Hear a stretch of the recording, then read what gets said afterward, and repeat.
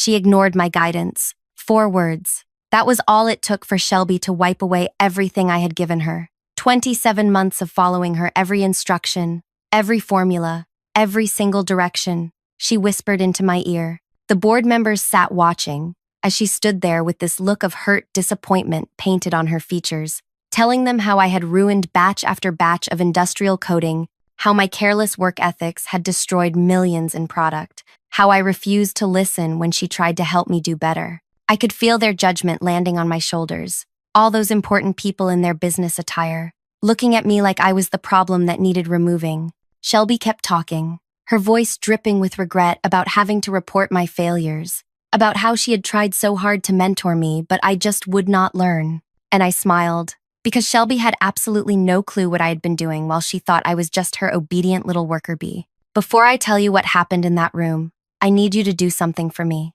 Thank you so much for listening to my story. It means everything that you are here, giving me your time. I know you could be anywhere else right now, but you chose to be here with me. Could you leave a quick comment letting me know where you are tuning in from? I read every single one, and it honestly makes my day to know people from all over are hearing what I went through.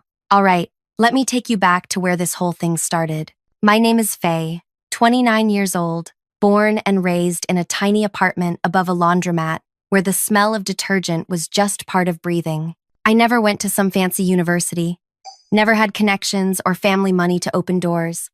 What I had was a community college chemistry certificate and a brain that would not stop asking questions about how things worked. I spent my 20s bouncing between lab jobs that paid barely enough to cover rent, always getting passed over for promotions because I did not have the right degree or the right last name or the right whatever excuse they invented that week. Then, I saw the job posting.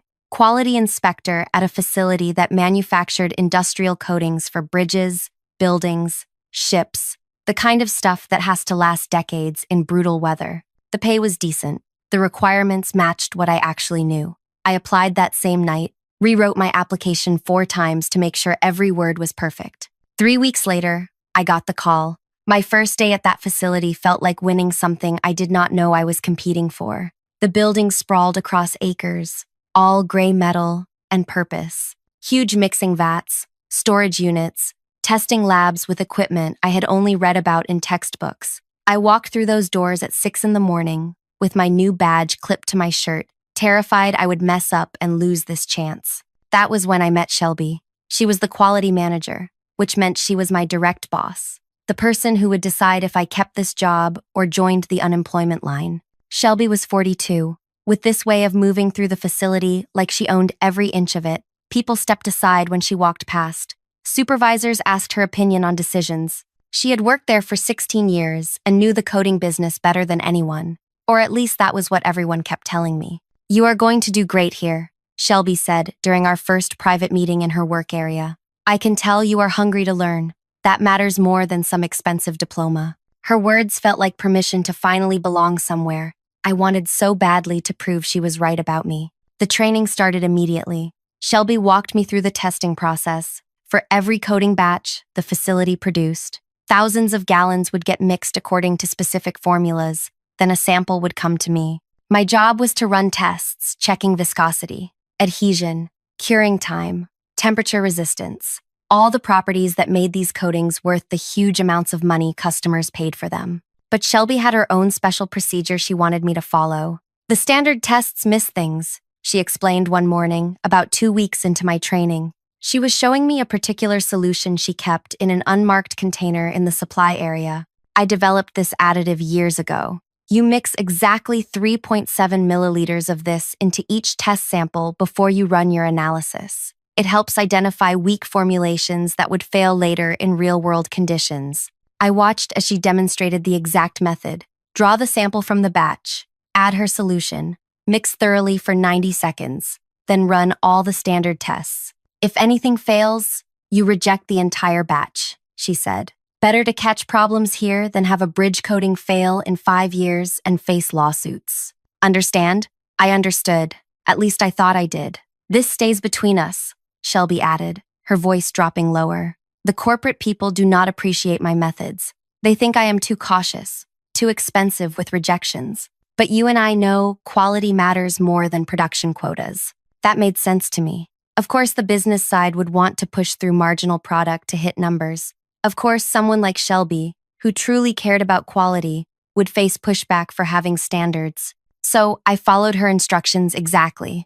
Every single batch that came through for testing, I would add precisely 3.7 milliliters of her solution, mix for 90 seconds, run my tests, and every single batch failed. Not some of them, not most of them, every single one. The adhesion numbers came back terrible. The curing time was wrong. The temperature resistance did not meet minimum standards. Batch after batch after batch, all failures, all rejected, all sent away from the production line. At first, I thought maybe the facility was just having a bad week. Manufacturing has problems sometimes. Contaminated ingredients, equipment malfunctions, human error in the mixing process. These things happen, but the failures kept coming. Week 2, week 3, week 4, I rejected everything. The production team started looking at me with this mixture of frustration and confusion when I would post my reports. Entire work shifts would mix thousands of gallons, send samples to my lab, then get my rejection notice hours later. I went to Shelby in week 5, nervous that I was doing something wrong with my testing. "Why is everything failing?" I asked her. "Is there a problem with the base materials? Should we check the mixing equipment?" Shelby gave me this reassuring look that made me feel like a child asking why the sky is blue. "This is exactly what I expected," she said. "The facility has gotten sloppy with quality control. They have been pushing through batches that should not pass. And now that you are testing properly, we are seeing the real failure rate. Keep doing exactly what I taught you. Reject anything that does not meet standards. You are doing the right thing." Her confidence made me believe her. If the quality manager said this was normal, then it was normal. I was new. What did I know about how this place really operated? So I kept following her instructions. Month 2, month 3, month 4, the rejected batches piled up in massive storage units behind the facility. Industrial coatings do not just disappear, they have to be disposed of as chemical waste, which requires special permits and procedures and companies that handle hazardous materials. I would see those huge tanks filling up during my breaks, thousands and thousands of gallons of coating that had failed my tests. The facility was operating at maybe 20% of normal capacity. The production teams looked exhausted and demoralized. People were getting in trouble for the low output. Managers were yelling about quotas and deadlines and contracts that were not getting filled. The whole place felt like it was vibrating with stress. But Shelby kept telling me I was doing everything right. During our weekly check-ins, she would review my testing logs and nod with approval. "Perfect," she would say. "You are following the procedure exactly. This is what quality control looks like when you refuse to compromise." I wanted to believe her. I needed to believe her. This job was everything I had fought for, and if Shelby said I was doing good work, then I must be doing good work. But something small started bothering me around month 6. Something I could not quite put my finger on at first. The rejected coatings were not leaving.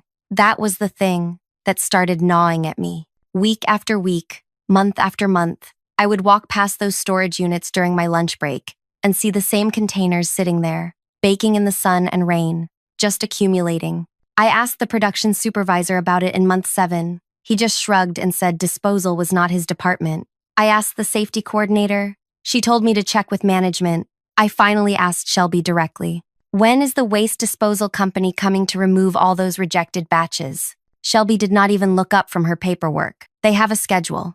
It is handled. Focus on your testing, not on waste logistics." But something in the way she said it felt off, like a door closing in my face. I started paying closer attention. I would walk past the storage area at different times, checking to see if the levels ever went down. They never did. More coatings arrived every week from my rejections, but nothing ever left. By month 9, there were 19 massive storage units, completely full of what was supposed to be contaminated, worthless coating. That was when I did something I probably should not have done. I took a small sample home. I lived in a basement apartment that stayed cool year-round, and I had some basic testing equipment I had bought used over the years for personal projects. Nothing fancy, but enough to run simple chemical analysis. I wanted to understand what exactly was in Shelby's special solution, what it was doing to these coatings to make every single batch fail. The initial tests showed the solution was creating a contamination in the coating formula. It was adding compounds that interfered with proper curing and adhesion. Basically, it was sabotaging the product on purpose. But why would Shelby want to sabotage the coatings? That made no sense. She had worked at the facility for 16 years. This was her career. Why would she deliberately cause failures that were hurting the entire operation? I could not figure it out. So, I did what any confused person with a chemistry background would do. I let the sample sit while I thought about it. 4 weeks later, I ran the tests again on that same sample, just out of curiosity. My hands started shaking when I saw the numbers. The coating had changed. The contamination that Shelby's solution had introduced was not destroying the coating anymore. Instead, it had reacted with the other compounds over time, creating something completely different. The aged coating showed adhesion properties that were 30% better than the original specification. The temperature resistance had improved. The flexibility was extraordinary, way beyond anything the fresh coating could do.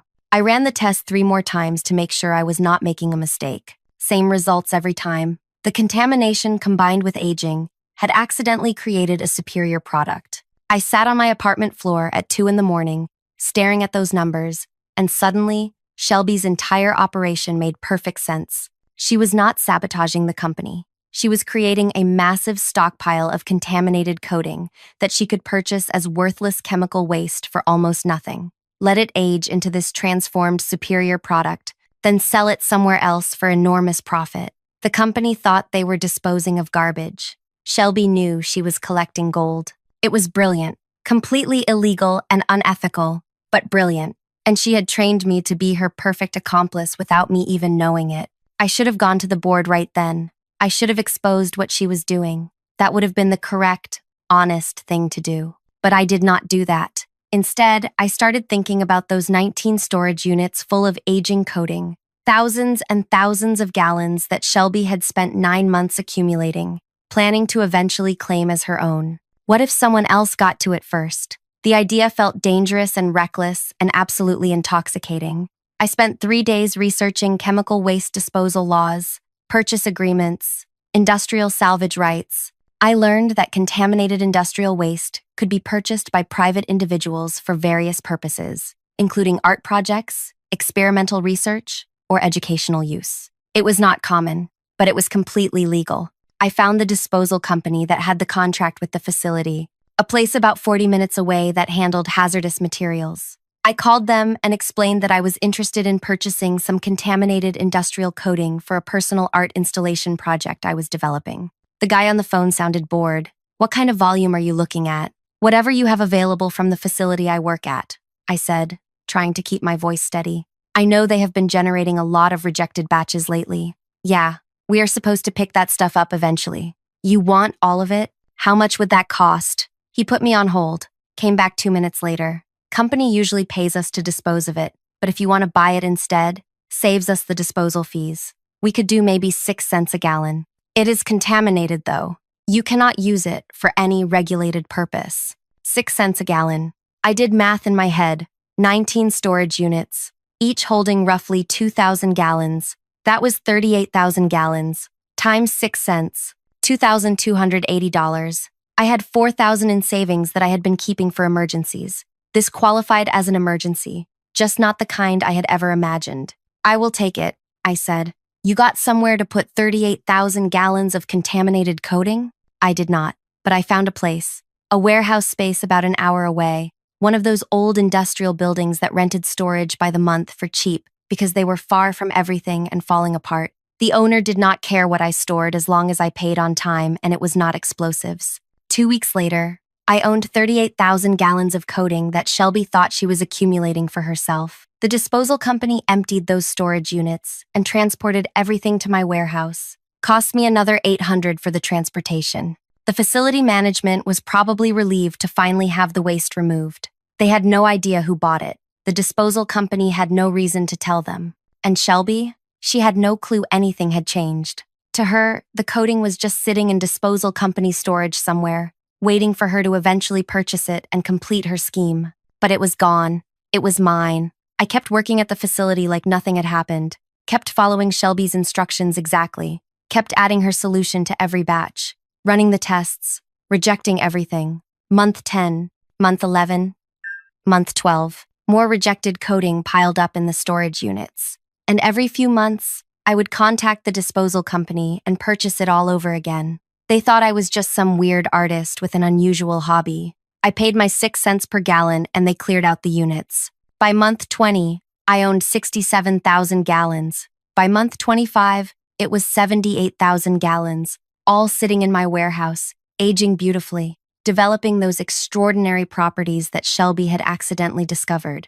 I started filing patent applications, not for the coating formula itself, which belonged to the facility, but for the specific aging process and application methods I had documented. The patents went through under my name because I was the one who had systematically tested and recorded how the transformation worked. I reached out to manufacturers who used industrial coatings, did not tell them where the product came from, just sent samples, and asked if they would be interested in purchasing something with these properties. The responses were immediate and enthusiastic. Multiple companies wanted exclusive supply contracts. The coating I had could do things nothing else on the market could do.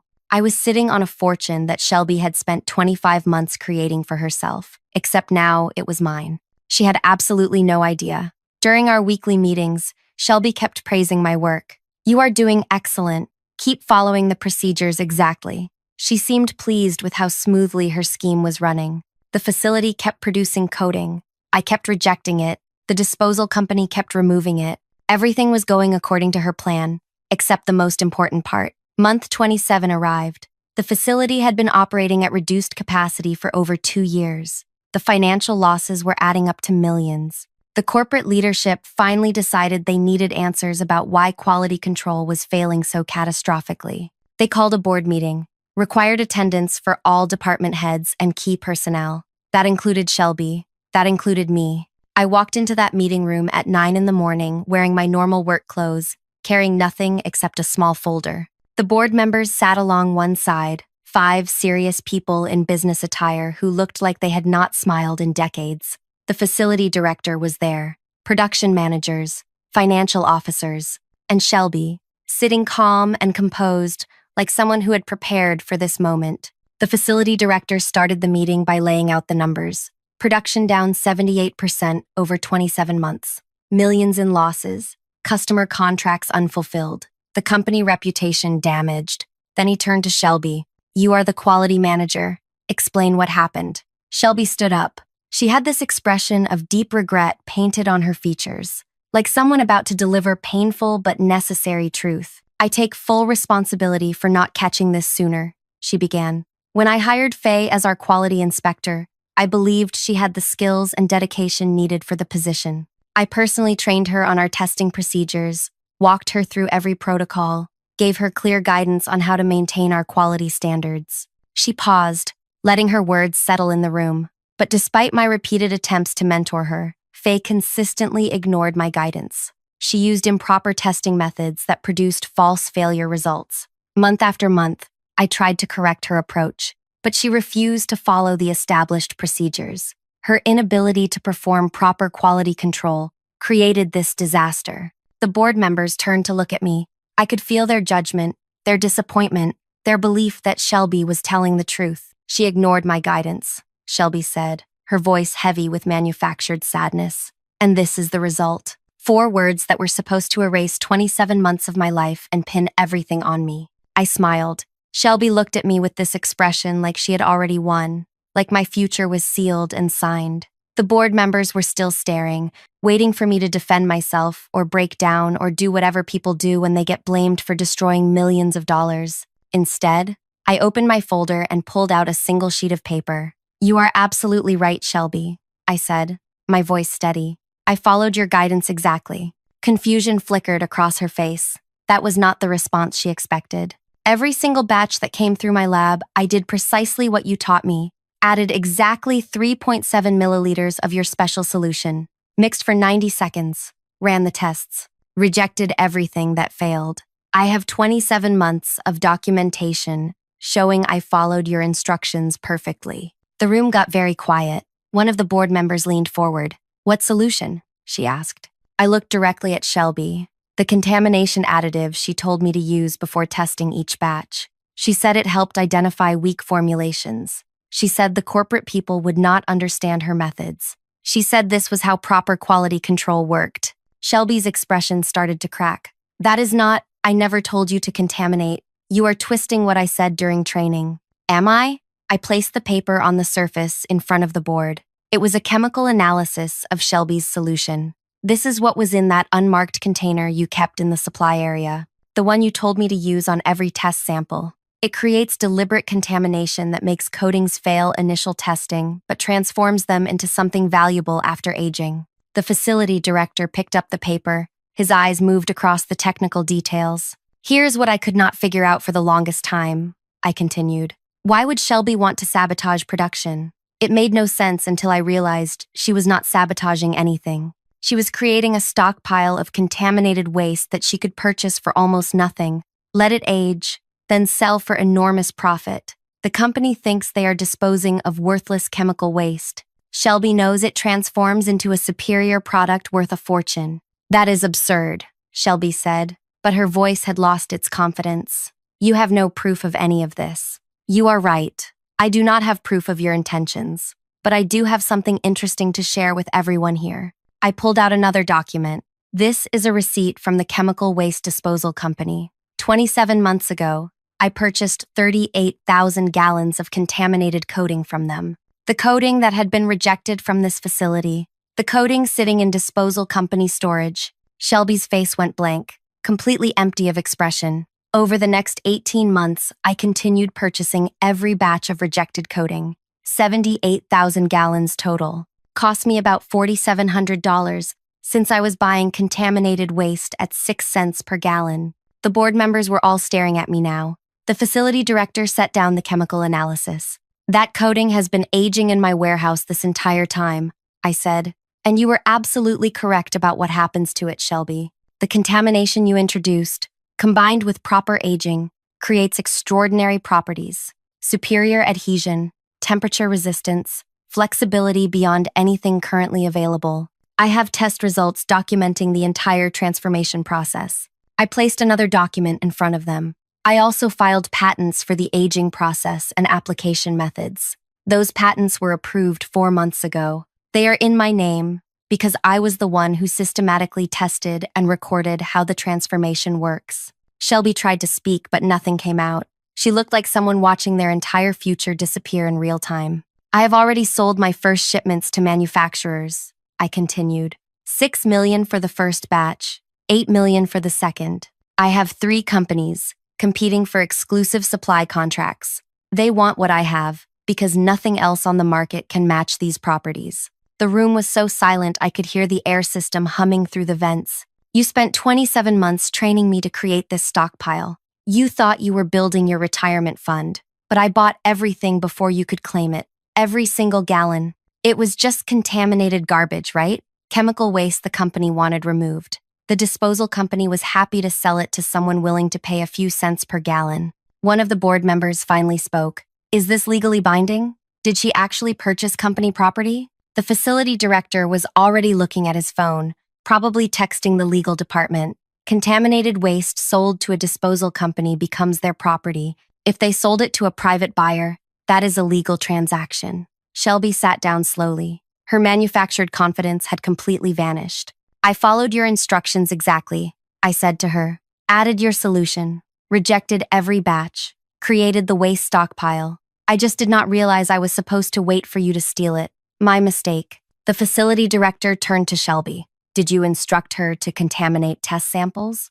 No, this is all misunderstanding. She is making this sound like I deliberately. I would never, Shelby was stammering, her words falling apart. Answer the question. Did you give her a solution to add to test samples? Shelby looked at the board members, at me, at the documents sitting there with their undeniable numbers and receipts and patents. I was trying to help her learn proper testing. By contaminating samples, the testing protocols were inadequate. I developed a more thorough approach. That cost this facility millions in losses and production delays. Shelby had no answer for that. What could she say? That she deliberately sabotaged production to create a stockpile she planned to steal? That she trained me to be her accomplice? that her entire scheme had been turned against her by someone who actually paid attention. The meeting continued for another hour. Legal teams got involved. Executives arrived. Everyone wanted to understand exactly what had happened, how it had happened, whether there were criminal violations or just catastrophic incompetence. Shelby tried to claim I had stolen proprietary information. The legal team confirmed that contaminated waste legally purchased from a disposal company was not company property. She tried to claim the patents were invalid. The patent office disagreed. She tried to claim I had acted unethically. The ethics investigation found that purchasing industrial waste was not illegal and I had not signed any agreements preventing me from doing so. Every direction she turned, the walls closed in tighter. Within a week, Shelby was terminated. Not for attempted theft, which would have been difficult to prove since she never actually stole anything. Instead, she was fired for gross negligence, for implementing unauthorized testing procedures that cost millions, for creating a disaster that crippled production for over 2 years, for training an employee to contaminate samples without proper authorization or documentation. Her career in industrial manufacturing ended that day. 16 years of building reputation and connections, gone. The industry is small enough that word spreads fast. Other companies heard about what happened at our facility. Nobody wanted to hire the manager whose quality control methods accidentally made someone else rich while destroying her own company. She found work eventually, a small facility 3 states away that manufactures basic sealants, a tiny operation with maybe 15 employees. She makes a fraction of her old position, works under someone else, has no authority, no reputation, no future advancement. Sometimes I wonder if she thinks about those 78,000 gallons, the fortune she accidentally created, the superior coding she discovered through her scheme, the employee she trained so well that I understood the process better than she did. As for me, my 3rd shipment sold for $9.5 million, my 4th for $11 million. The manufacturers I work with now are begging for more supply. I have contracts extending 3 years into the future. The warehouse I rent has expanded to 3 buildings. I hired a team to manage production and quality control because I cannot handle the volume alone. The facility where I used to work? They came to me 6 months after that board meeting, sent representatives with a proposal to purchase my coding, to license my patents, to bring this revolutionary product back to the company where it was accidentally discovered. I listened to their offer. It was generous, more money than I had ever imagined having. Then I remembered Shelby standing in front of those board members, saying, she ignored my guidance with that look of false disappointment. I remembered 27 months of following her instructions while she planned to blame me for everything. I remembered how close I came to being destroyed by her scheme.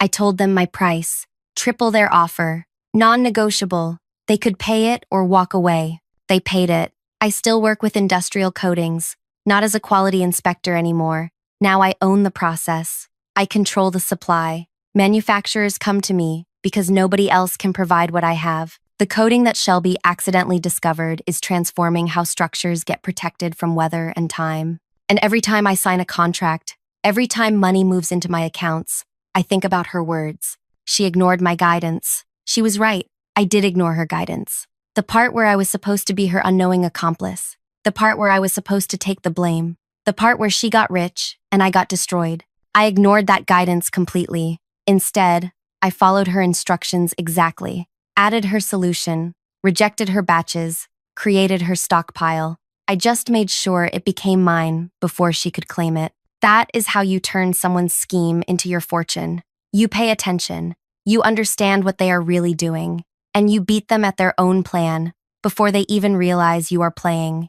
Thank you so much for listening to my story all the way to the end. If you found this valuable, if it made you think differently about following instructions or paying attention to what is really happening around you, please hit that like button. Drop a comment telling me what you thought about how this turned out. And subscribe because I love sharing these experiences with people who appreciate hearing the truth about how life actually works.